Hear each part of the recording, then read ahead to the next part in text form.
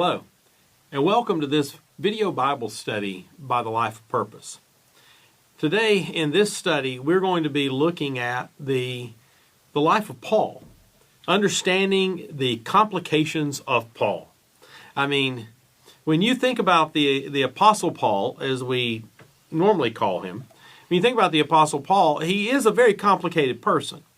We know a tremendous amount about his life and his ministry and his death. We know a lot about Paul. We know a lot about Paul because when you read the New Testament, you can't read the New Testament without encountering Paul. From the Acts of the Apostles, when we have him first appear, to the 13 books of the New Testament that Paul is the author. And so half the New Testament basically is attributed to Paul. Some people say that when you look at the church in today's world, the church is more Pauline than it is strictly Christ-centered, because we have understood Christ in many ways. We understand Jesus through how Paul interprets Jesus in various communities, in various settings, and how he interprets the teachings of Jesus in different moments along the way. And so understanding the complications of Paul helps us understand what it means to follow Christ, what it means to put Christ first in our life and most important in our life, what it means to follow Christ even when it's not easy, even when it's dangerous, because Paul follows Christ. But it didn't start out like that. No, it didn't start out. In fact, it was probably polar opposite. Yes. He spends a lot of time in the books of the New Testament defending both his apostleship, but also the fact that he's a really good Jew. Yes. I mean, he's like Hebrew of Hebrews is Right. what That's what he calls himself. And so he is talking to two audiences.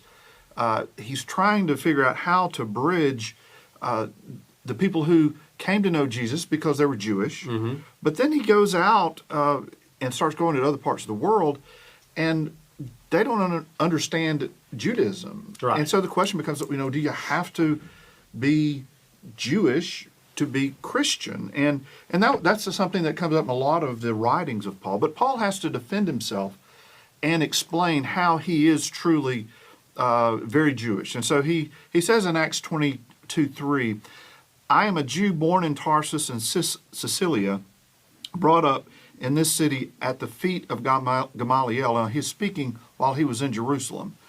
Educated strictly according to ancestral law, being zealous for God. And those words speak volumes about his pedigree. Right. When it comes he to being has Jewish. tied himself into a lot in just that one sentence, because I mean, he is born a Jew in Tarsus, and he is then brought to Jerusalem. Goes to boarding school. And it wasn't just like any boarding school. It wasn't like he was just sent off to boarding school because he was a bad kid or something like that. He is making his parents made the choice for him to go to a boarding school where he would get the best education possible, because Gamaliel is the best teacher of the law in that era of time. His grandfather had been the great teacher of the law, and now he's the great teacher of the law.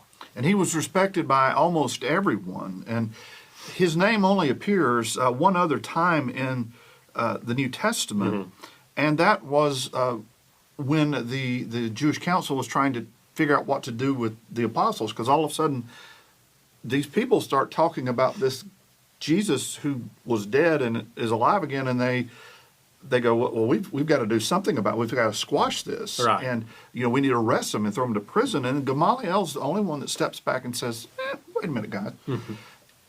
What if it just so happens that this person is accurate, then we will have missed out on, what God is doing in the world. But if this is just like many others who have claimed to be Messiah and then just sort of fade out, then we've lost nothing. Right. So just kind of let this go and see what happens. And so Gamaliel was deeply respected because of his wisdom and his understanding of the law. And Paul becomes one of his really star students with other of the brightest of people in Israel. So when you come from Tarsus to Jerusalem and you study under Gamaliel, you have opened the door for a very prominent career as a Pharisee. And, he calls himself the Pharisee of Pharisees. Right. I mean, and his family had a tradition of being Pharisees. They do. They have a tradition of being Pharisees. And a Pharisee is someone who truly understands the law and holds people accountable to the law. Yeah. And I know that while now we interpret everything through Jesus and the Pharisees are always opposing Jesus and trying to trick him and trying to catch him breaking a law. But the Pharisees, in most Jewish communities even now, when they speak of the Pharisees of the first century and during Roman occupation, they still talk of them in very high regard, because in a world where Rome has come in and has brought all of their laws and their customs and all of their way of speaking and acting and doing, the Pharisees worked very hard to keep the Jewish people faithful to God. They know that in the past, when the Jewish people have wandered from the law, that it doesn't bode well for them. You get things like exiles and being overran by other countries and being wiped off of, it's bad.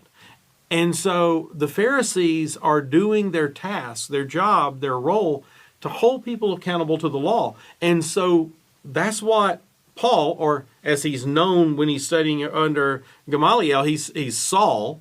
That's what Saul is doing. He is learning how to take that position that his family has held for years as a Pharisee and hold people accountable to the law, the understanding of what it says in the Old Testament, of what it means to be faithful to God. And he is in a role that he is pretty well set up for a very good career as a Pharisee.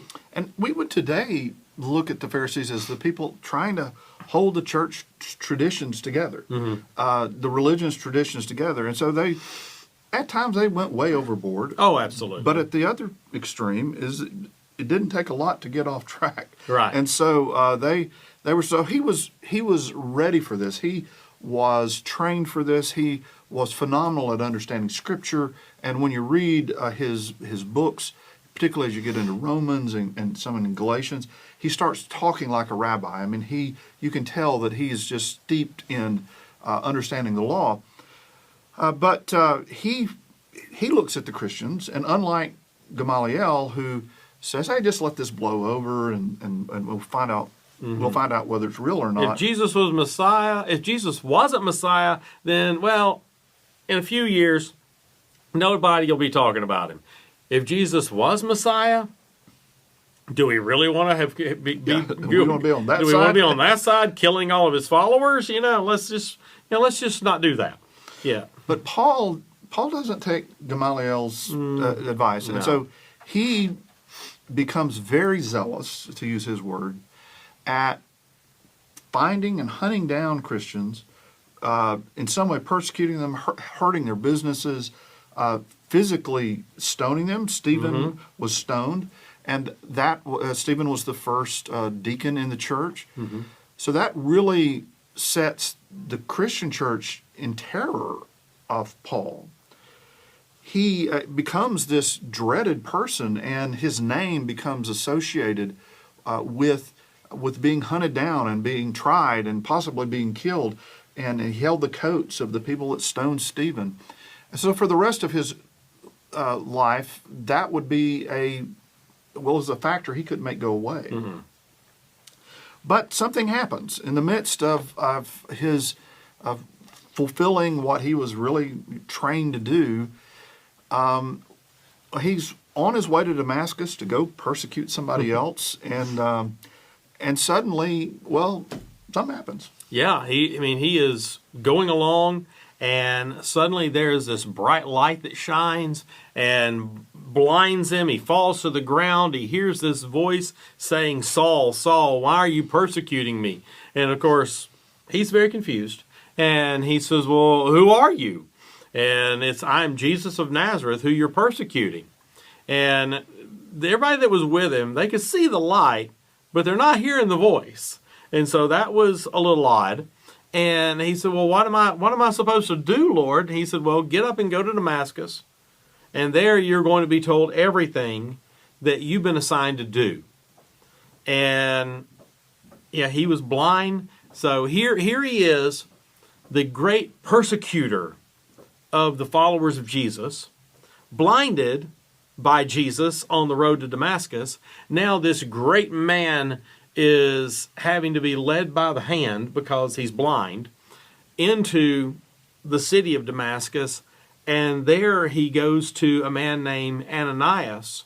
And he's very devout as a Jew, but he is also a follower of Jesus. And it's while there that Ananias tells him about Jesus, helps him to understand who Jesus is, that, well, he was Messiah, and he did rise. And Saul's eyes are literally opened in that moment, and he's baptized, and from that point on, they call him Paul. And he's in a little bit of a predicament. It's sort of like someone who, got their undergraduate degree in teaching, and then they did student teaching, and they said, "I don't like this." And suddenly all that education, all that history, all that work is gone, because he was trained to persecute Christians, and now suddenly he is one. Mm-hmm. And now the Jews are going to hate him, the Right. ones that he has been a part of, because he was part of the team. Mm-hmm. The Christians are going to hate him because he's been persecuting them. Yeah. And so Paul has these years that he sort of wanders. He goes and starts preaching.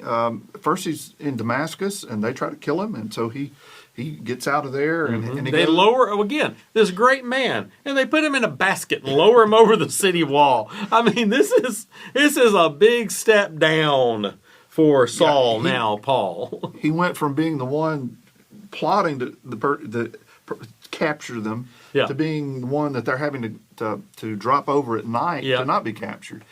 And so he begins preaching, and it says he goes to Arabia. From what I read, that's not really the Arabian Peninsula, but probably up further north of Damascus on up into Turkey. And so he goes there for several years, and I have seen estimates between 3 and 14. I think most kind of land on 3, but he's away from the church, and he's just preaching. Yeah, because he knows that the disciples, the original 11 disciples, plus by this point Matthias is part of the group, he knows that they're going to have a hard time accepting him because of what he's done. I mean, that group, Peter, James, John, and the others, are the ones who chose Stephen to be a deacon. And Saul, or Paul, held the coats of the men who stoned Stephen to death. And so these aren't minor things. It's not like, he once gave me a mean look across the temple courtyard. No, he killed my friend. He killed my fellow worker in the church, and he's persecuted these people and persecuted those people, and he was going to Damascus to wipe out those people. And I mean, the disciples were very hesitant, and rightfully so. And so after 3 years, Paul says he finally does go back to Jerusalem after 3 years, but in that visit, he only saw Peter.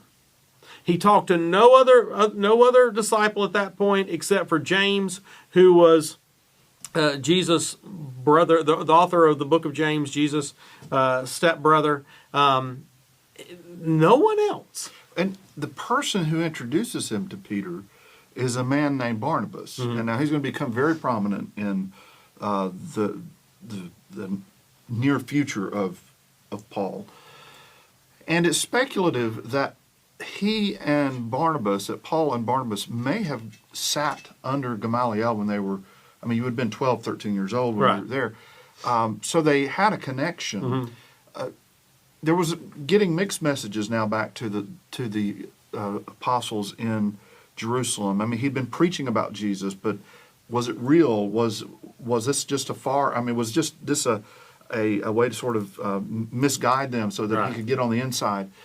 And so Barnabas arranges a meeting with Peter, and he kind of gets Peter's blessing. You go kind of do what you do, and we'll keep doing what we're doing.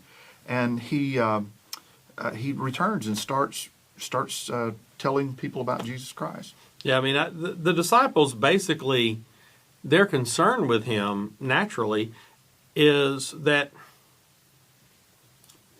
they may have seen him like if you watch TV movies, the undercover cop who does the long stint undercover, where, I mean, it's years in this undercover role of really getting into the workings of this network, and they're concerned that that's what he's done, that he's so brilliant.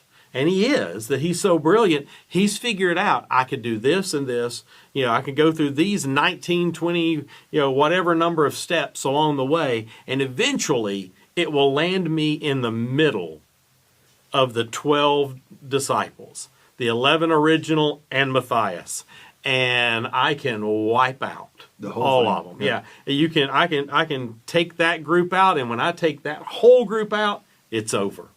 It's over. I mean, and so they're concerned that this is some kind of long haul game that he's been playing. And so they're rightfully apprehensive because he has proven himself to be a Pharisee of Pharisees, a Hebrew of Hebrews, a protector of the faith, the Jewish faith. And so here he is trying to find his way into this group, and it takes a while, but eventually he finds his role, and his role is going to be different than their role. Right.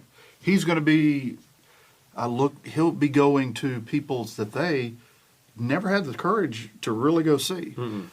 One of the fascinating things of Paul's life, though, is his experience with God and with Jesus on the road to Damascus.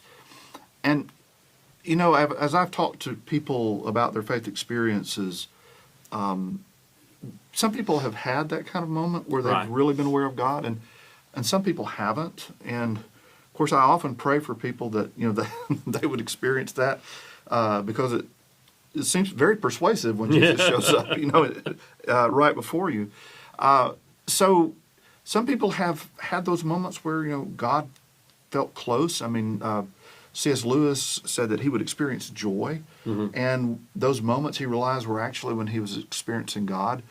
But for Paul, that was the defining moment of his life, that he saw God and he was changed. And in reality, for all of us, whenever we come to that place, we realize that Jesus Christ is Lord, it simply changes everything. Absolutely.